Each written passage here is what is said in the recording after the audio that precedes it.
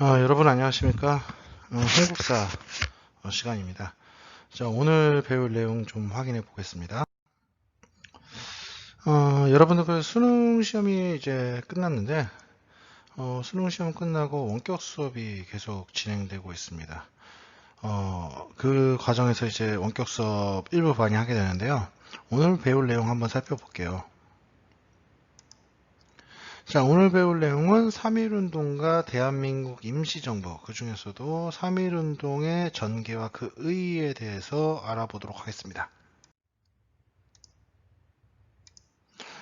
먼저 교과서 258페이지 보도록 하겠습니다. 3.1운동 전개와 그 의의, 여기 보일 텐데요. 3.1운동의 배경을 먼저 살펴보겠습니다. 여기는 안 나와 있는데 일단은 국내적으로는 좀 이제 3.1운동은 일단은 일제가 1910년대 했던 무단 통치에 대한 불만이 일단 쌓여 있었습니다. 이제 장작은 쌓여 있는 상황이죠. 거기에 이제 누군가가 불만 던져주면 폭발하는 상황이 됐는데 거기에 이제 대외적인 배경이 있었습니다. 국제 질서의 변화인데요. 일단 미국 대통령이었던 우드로 윌슨이 민족 자결주의를 제시합니다. 이 민족주의 자율주의를 제시하게 된 배경은요, 1차 세계대전을 이제 뒤처리를 위해서, 1차 세계대전이 종결되고 나니까 그거에 이제 뒤처리를 위해서 이제 연합국 측에서 모여서 파리 강화회의라는 거를 하게 되는데, 여기서 이제 윌슨 같은 경우는 민족 자결주의 원칙을 제시하게 됩니다. 근데 이제 민족 자결주의 원칙은 뭐냐면은, 자기 민족의 운명은 스스로 결정할 권리가 있다 이겁니다. 어떻습니까? 여기 이 소리 전 세계 최강의 국가인 미국의 대통령이 민족 자결주의를 얘기했습니다. 자기 민족의 운명은 스스로 결정할 권리가 있다 이렇게 얘기하니까 전 세계 약소민족들이 이 윌슨의 이 주장에 굉장히 공감하고 자극을 받게 되죠. 그래서 약소민족들의 독립운동에 엄청난 영향을 줘요. 사실은. 근데 이 배경을 좀 살펴보면 좀 안타까운 점이 있습니다. 이 민족 자결주의 원칙이란 건요, 당시 1차 세계대전 때 패전국의 식민지, 패전국과 패전국의 식민지에만 적용되는 내용이죠. 패전국들만 식민지가 있었느냐, 독일이라던가 오스만 투르크라던가 오스트리아라든가 이런 나라들만 식민지가 있었느냐 하면은 오히려 이런 나라들은 후발 식민지 국가죠. 뭐 오스만 투르크를 제외하고는. 그러니까 오히려 전 세계적으로 식민지를 많이 갖고 있는 나라는 영국과 프랑스 같은 연합국 측에 더 많았다고요. 그래서 연합국 측의 식민지에 대해서는 민족 자결주의가 별로 의미가 없었어요. 그들로 하여금 너희도 식민지 포기해 할 수가 없었으니까요. 근데 안타깝게도 일본도 연합국 측에 소속되어 있었기 때문에 사실 민족 자결주의에 이러한 영향이 우리에게 올 수 있었느냐 하면 그건 좀 아니었던 것 같아요. 다음 보겠습니다. 그리고요, 사회주의 국가가 등장합니다. 전 세계 최초로 사회주의 국가인 소련이 등장하게 됩니다. 러시아 혁명에 의한 사회주의 국가가 등장하게 되는데, 이 사회주의 국가를 이제 만드는데 이제 러시아 혁명을 이끌었던 레닌 같은 사람은 뭐라고 하냐면 반제국주의, 즉 사실 이 선진 자본주의 국가들이 가장 많은 식민지를 갖고 있는 나라들이었어요. 뭐 미국을 제외하고 영국이라든가 프랑스 같은 선진 자본주의 국가들, 당시에 선진 자본주의 국가라고 할 수 있는 나라들이 가장 많은 식민지를 갖고 있었거든요. 근데 사회주의 국가, 이 사회주의 사상의 목적은요, 이 자본주의가 종결되고 그 다음으로써 사회주의로, 이제 공산주의 체제로 가야 한다는 건데, 그러려면은 이 선진 자본주의 국가들이 무너져야 하거든요. 그럼 선진 자본주의 국가를 무너뜨리기 위해서는 뭐부터 해야 하느냐? 그들의 지배하에 있는 약소민족들이 들고 일어나야 한다. 이런 생각을 했던 거예요. 그래서 반제국주의를 내세우면서 식민지 약소민족에 대한 지원을 표방을 해요. 레닌이. 그래서 우리 이 한반도에 있는 이 사회주의 계열의 민족운동가들한테도 이 레닌의 지원이 들어갑니다.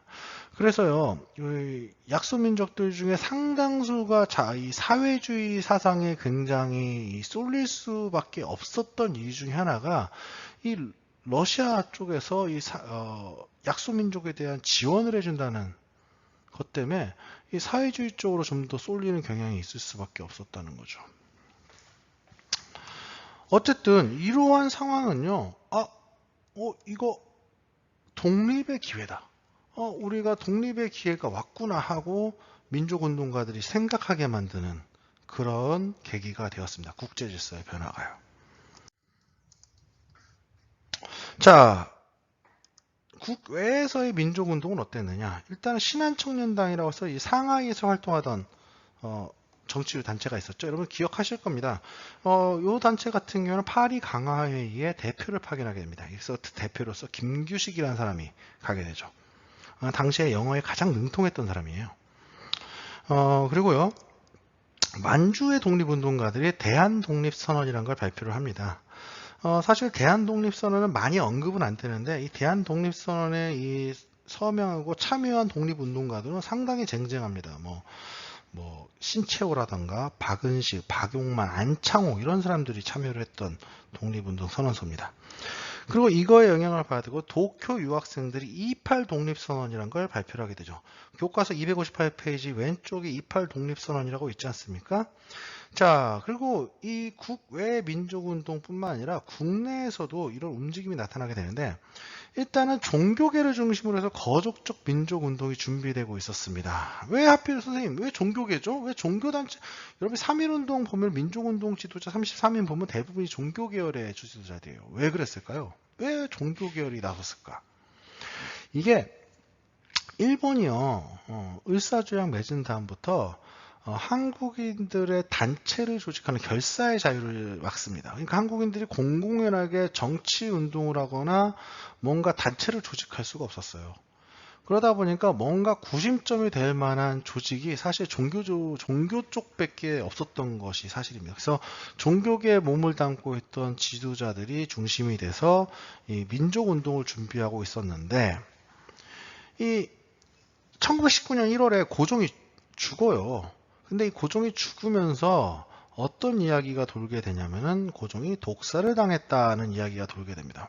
사실 이거에 대해서는 독살을 당했다 안 당했다 아직도 논란거리고 안 당했다고 말할 수도 없고 당했다고 말할 수 없는 좀 역사적인 미스터리이기도 해요.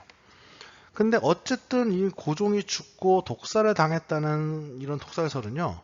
그 당시 우리 사람들에게 대해서 굉장히 일본에 대한 반감을 일으키는 거였고 그래서 이 고종의 국상일, 이 국상일이 되면 어떻다.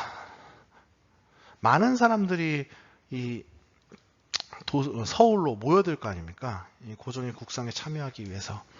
그러다 보니까 고종의 국상일에 맞춰서 대규모 평화 시위가 준비되게 됩니다.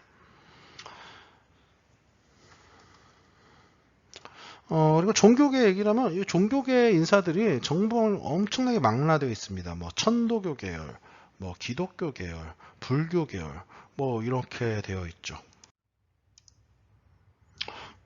자, 259페이지 보도록 하겠습니다. 자, 3.1운동의 전개를 살펴보겠습니다. 1919년 3월 1일입니다. 일본에 의해서 3.1운동이 적발될 뻔한 위기가 있었지만 어쨌든 넘어가게 되고요. 만세 시위를 벌일 준비를 합니다. 그래서 1919년 3월 1일에요. 민족 대표들은 원래 탑골공원에서 독립선언서를 낭독하고 할 생각이었어요. 근데 이게 여기서 자기들 본인들이 생각하기에는 여기서 낭독을 했다가는 시위가 과격화될 수 있다. 이렇게 인식해가지고 태화관이라고 하는 요리집에 가서 독립선언서를 낭독합니다. 근데 요리집이라고 하면 여러분들이 이제 뭐 음식점을 생각하는데 이 음식점은 맞아요. 근데 어떻게 생각하냐면 고급 음식점인데 여기서 서빙을요 기생들이에요. 그러니까 기생들이 하는데 여러분들 기생하면 이제 여러분들이 뭐 이상하게 생각을 하는데 정확하게 말하면요 이제 기생들의 서빙을 받고 서비스를 받고 그리고 또 이제 공연을 하는 이제 기생들이 뭐 요즘 말로 하면은 이제 악기도 치고 노래도 부르고 춤도 추는 거를 이제 공연을 보면서 식사를 할 수 있는 그런 장소라고 생각을 하시면 돼요. 요즘 말로 아주 고급 음식점이죠.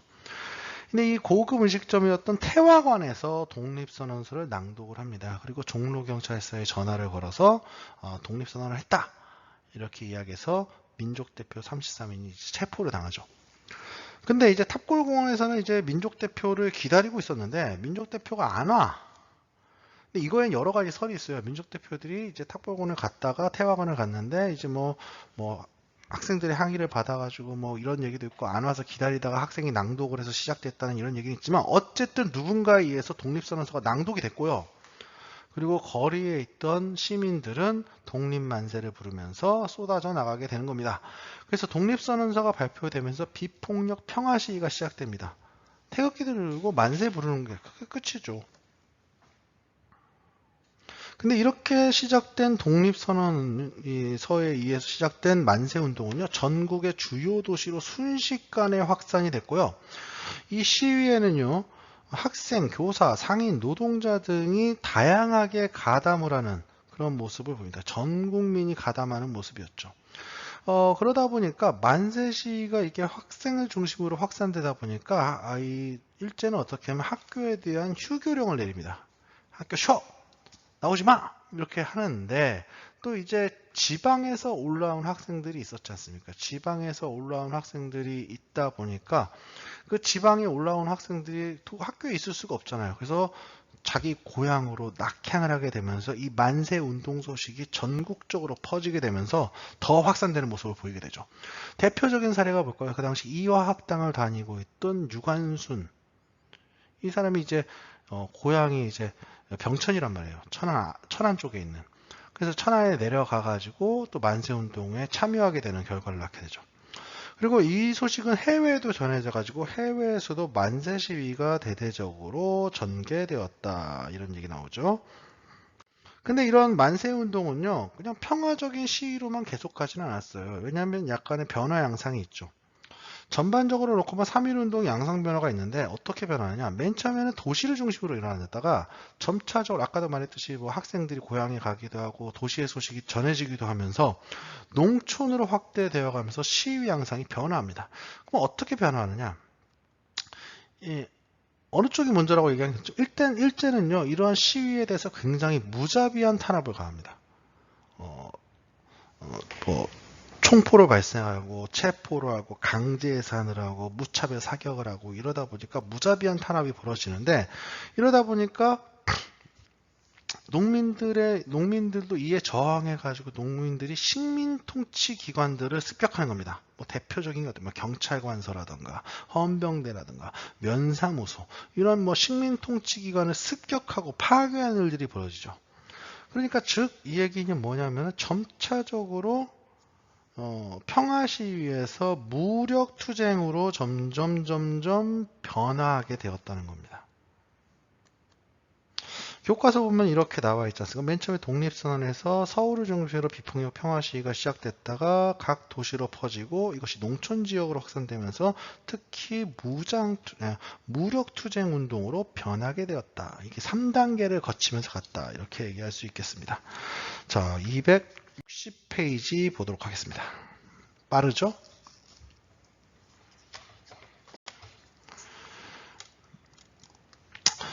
사실 3.1운동은요, 우리가 3월 1일에만 있었다고 생각하기 쉬운데, 이것이 그냥 3월 1일에만 있다고 보기는 어려워요. 사실 이게 1919년 3월부터 4월까지 지속적으로 있었다고 봐야 합니다. 자, 260페이지 보시면요, 3.1운동의 시기별 투쟁 형태와 일제의 탄압이라고 해서 그래프가 하나 있습니다. 이거 올릴 걸 그랬네요. 깜빡했네. 자, 밑에 보시면은, 거기 보시면은 가장 정점에 이르렀던 건 언제일까요? 4월달이죠. 4월 초에 가장 정점에 이르렀다가 4월 10일을 넘어가면서 잦아드는 모습을 보이죠. 일제가 강경하게 이거를 탄압하면서 점점 잦아드는 모습을 보이게 되는 겁니다. 자, 어쨌든 일본이 이렇게 무자비하게 경찰과 군대를 동원해서 무지하게 탄압함으로써 일단 3.1운동은 실패를 합니다. 그리고 3.1운동이 한계점이 분명히 있습니다. 어떤 한계가 있느냐. 이게 민족운동이 거대한 규모로 나왔는데 이것이 어떤 응축된 힘으로 나타나지 않고 각 지역에서 산발적으로 일어났단 말입니다. 그리고 결정적으로 민족대표 33인이라고 하는 이런 이 민족운동 지도자들이 조기에 이탈함으로써 사실 이 민족운동을 주도적으로 이끌 만한 이제 지도부나 컨트롤 타워가 없게 돼요. 그러니까 민족의 거대한 역량을 확인을 했어. 그렇지만 이 힘을 어떻게 제대로 활용하지 못한 한계가 있었다고요. 그러니까 3월부터 4월까지 쭉 일어나다가 스리슬쩍 가라앉아 버리는 이런 모습을 보였기 때문에 이런 거대한 민족의 응축된 힘을 제대로 컨트롤할 수 있는 컨트롤 타워가 필요하겠구나 하게 생각을 하게 되죠. 자, 일단 그 얘기를 나중에 하고요. 일단은 3.1운동의 성격과 우리 역사상 최대 규모의 민족운동입니다. 모든 계층이 참여하고 한민족의 독립의지를 세계에 천명한 아주 역사적으로 의의가 있는 그런 민족운동이라 할 수 있습니다. 그래서 우리가 3월 1일 날 3.1절을 기념하는 이유가 바로 이겁니다. 그래프 보시면 나오겠습니다. 농민이 대다수지만요. 농민도 있고 무직자, 노동자, 상공업자, 학생, 지식인 등 이 3.1 만세 운동을 일으켰던 수감자들입니다. 수감자들의 계층별 분포를 보면은 정말 다양한 계층의 사람들이 여기에 참여했음을 알 수가 있습니다. 그리고 대한민국 임시정부 수립의 계기다 이렇게 얘기하는데 아까 얘기했지 않습니까? 3.1운동이라는 이 거대한 민족적인 힘을 컨트롤하고 이 민족의 역량을 확인했는데 이걸 컨트롤하지 못하고 산발적으로 그친 아쉬움이 분명히 있었습니다. 그래서 민족운동을 주도적으로 지도할 수 있는 그런 기구가 필요했죠. 그래서 탄생한 게 대한민국 임시정부예요. 이따 다음 시간에 대한민국 임시정부 수립에 대해서 얘기하면서 이 얘기를 다시 한번 할 텐데 대한민국 임시정부 수립이 가지고 있는 의의는 뭐냐? 바로 근대 국민국가 수립운동의 첫 결실입니다. 우리는 근대화 과정에서 근대 국민국가를 수립하고자 하는 여러 가지 움직임이 있었습니다. 갑신정변, 갑오개혁, 독립협회, 애국개몽운동까지도요. 그렇지만 그것이 하나의 결실로서 정부 수립이라는 모습으로 나타난 게 바로 대한민국 임시정부입니다. 그래서 대한민국 임시정부의 의의는 생각보다 큽니다. 그리고요, 민족운동의 주체가 확대됐다. 아까도 얘기했지 않습니까? 모든 계층이 의병장만 민족운동하는 거 아니고요. 유생들만 민족운동한 거 아닙니다. 농민부터 학생까지 모든 계층이 이 민족운동에 참여하고 그 주체가 확대되었다는 겁니다.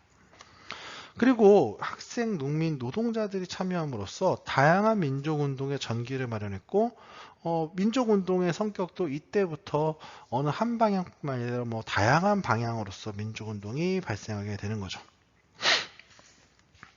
그리고요, 식민통치 정책이 변화합니다. 여태까지는 힘으로 찍어 누르는 강압적인 무단통치 정책을 펼치게 되는데 일본이 이 무단통치의 한계를 3.1운동으로 확인을 하게 돼요. 이거 이대로 가면 안 되겠구나. 이대로 가서 이 조선인들의 저항을 받아보니 이거 장난 아니네 한 거죠. 그래서 그래, 조선인들도 부드럽게 통치해줄게. 이게 문화통치입니다. 부드럽게 다스리겠다. 근데 이 실상을 까보면 나중에 설명 앞에서도 나왔지만 좋게 말해 문화통치지 실제로는 민족을 분열시키는 민족분열 통치였다는 얘기는 이전에도 한 바 있습니다. 그리고요, 이 3.1운동이 가지고 있는 큰 의의 중에 하나는 세계 약소민족 운동에 영향을 줬다. 중국의 오사운동이라든가 인도의 반영운동을 얘기할 때 이들이 모범으로 삼고 이거 봐라, 조선도 이 정도다 하는 근본으로 삼았던 게 바로 3.1운동이었다 이겁니다. 그러니까 전 세계적으로 모범이 되고 그리고 우리 역사상 최대 규모의 민족운동이고 다양한 계층, 모든 계층이 참여하는 거국적이고 전 민족적인 민족운동이었다 이렇게 얘기할 수 있겠습니다. 자, 밑에 근데 이게 참 안타까운 거는 일제는요, 기본적으로 이렇게 얘기할 수 있을 것 같아요. 인도나 이런 오사운동 이렇게 했지만 인도에서 유명한 민족운동가 하면 간디지 않겠습니까? 근데 이 간디가요, 조선 땅에 살았으면 무사하지 못했을 거예요. 일본은요, 굉장히 과격하고 굉장히 강하게 이런 민족운동을 진압했고요. 대표적인 게 이제 교과서에 나옵니다. 3개월간 전국에서 시위에서 200만 명이 참여한 걸로 추산되는데 살해당한 사람은 7,500명입니다. 어마어마하게 죽은 거죠. 부상자가 16,000명, 잡힌 사람만 47,000명, 뭐 불의 탄교회가 47개소, 뭐 이런 얘기를 하는데, 특히 이 안 알려진 많은 것들 중에 거의 유일하게 알려진 것이 바로 이 제암리 학살 사건입니다. 이 제암리 학살 사건 같은 경우에는 왜 알려졌냐면 이거를 외신을 통해서 알려졌기 때문에 알려진 거지, 만약에 이 제암리만 그랬던 건 아니라 아마 많은 지역에서 이런 일이 벌어졌을 겁니다. 그래서 제암리에서 15세 이상의 남자들을 교회에 모이게 한 다음에 밖에서 문을 잠그고 무차별 사격한 후 교회에 불을 질렀다. 이런 건데, 일제가 이거 왜 했을까요? 만세운동이 일어나니까 그거에 대한 보복으로서 이랬던 거죠. 어쨌든 이 3.1운동은 비록 성공이었다. 독립을 가져오지 못했어요. 하지만 분명히 우리 민족운동 역사에서 가장 엄청나게 큰 영향을 했고, 사실 일제 통치부터 시작해서 우리나라의 독립운동에 이르기까지 3.1운동에 미친 영향은 굉장히 크다 얘기할 수 있겠습니다. 자, 오늘 수업은 여기까지 하겠습니다. 다음 시간에 대한민국 임시정부 수립에 대해서 이야기하도록 하겠습니다. 네, 수고하셨습니다.